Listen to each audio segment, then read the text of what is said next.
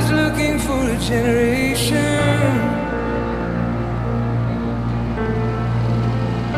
Do you see what I see? Like I said, you can never undermine this importance of this meeting that you are doing for us. Like I said, 2 years ago, you made a call, and I believe many responded because their eyes were open to the need for many, to reaching many other people groups that have not been touched in Niger.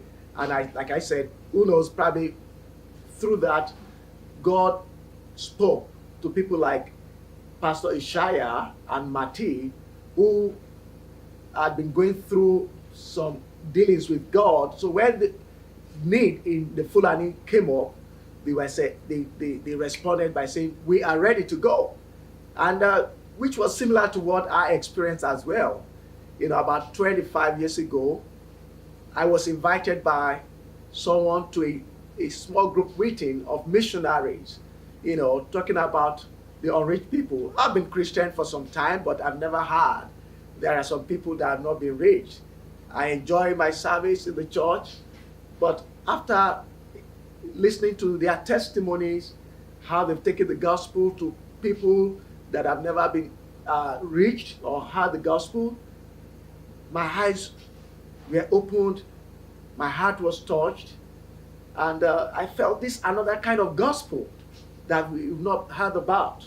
And not too long after that, I had an encounter with Jesus, and he led me to John chapter 12, verse 23.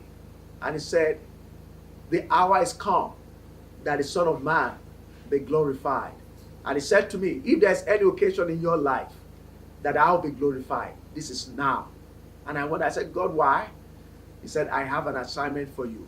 He said, "Except the corn of wheat falls to the ground and dies, it abides alone. But if it dies, it will bring forth much fruit." Then I was just a young boy, 23, 24. I had my dreams. I was thinking of, finishing from the college and starting, my a business with my father. But God said he has a better assignment for me. And also, God was preparing my wife now, at that time. So anyway, God said to me at that time that except the corn of wheat falls to the ground and dies, that bites alone. But if it dies, it will bring forth much fruit. And I said, "God, I want to be fruitful in your kingdom." And by faith, my wife and myself, we launched out to Niger Republic. We did not know what was ahead of us. And we, in obedience, we left the southern part of Nigeria to come to Niger. And we've never regretted it. We learned the language here.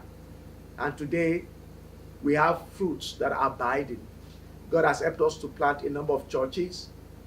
Pastor Ashimu is now the head of the Christian leaders. It's one of the fruits that God gave us.